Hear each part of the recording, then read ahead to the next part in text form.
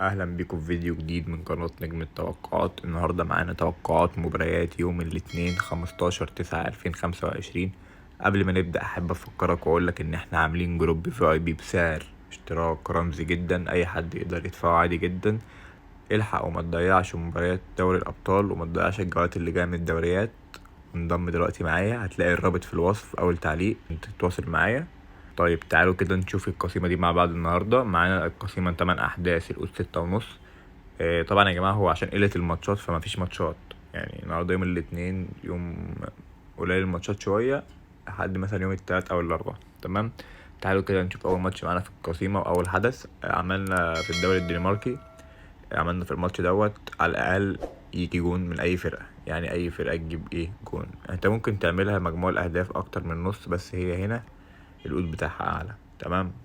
معانا تاني ماتش دوري أيسلندا، عملنا فوز فريق واحد، فوز صريح لفريق واحد.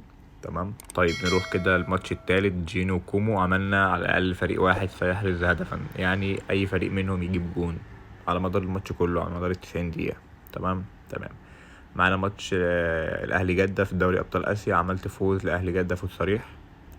ومعانا ماتش الاتحاد والوحدة أبو ظبي، عملت على الأقل فريق واحد هيسجل هدفين في الماتش، أي فريق منهم إذا كان الاتحاد أو الوحدة يجيب جونين. تمام. حتى لو هما مثلا 1-1 وفريق جاب 2-1 نكسب، أي حد يجيب جولين في الماتش. تمام. معانا ماتش ريال مايوريكا وإسبانيول، عملت ضربات ركنية لإسبانيول 4 ركنيات في الماتش كله، مجموع واحد أكتر من 3.5. تمام.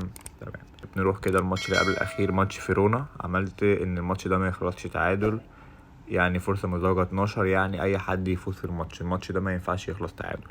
تمام. طيب نروح كده لاخر ماتش معانا في القسيمة، ماتش في الدوري التركي، عملت مجموع اهداف اكتر من 1.5 اهي. تمام.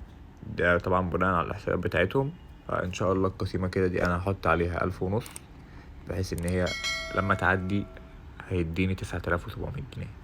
تمام. طيب نراجع مع بعض كده القسيمة تانية يا اخواتي. عملنا هنا في الدوري الدنماركي اكتر من نص لأي فريق، وعملنا فوز واحد وبرضو اكتر من نص لأي فريق هنا، وفوز اهلي جدة واتحاد والوحدة ابو ظبي اي فريق يجيب جونين، وضربات ركنية الاسبانيول اكتر من 3.5، وعملنا فرصة مزدوجة 12 ان الماتش ده ما يخلصش تعادل، وعملنا في الدوري التركي مجموع هدفين لأي حد.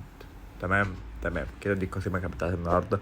لو انت وصلت لحد هنا ما تنساش ان انت تشترك في قناة اليوتيوب وتحط لايك على الفيديو ده يا صاحبي. وبس كده، سلام.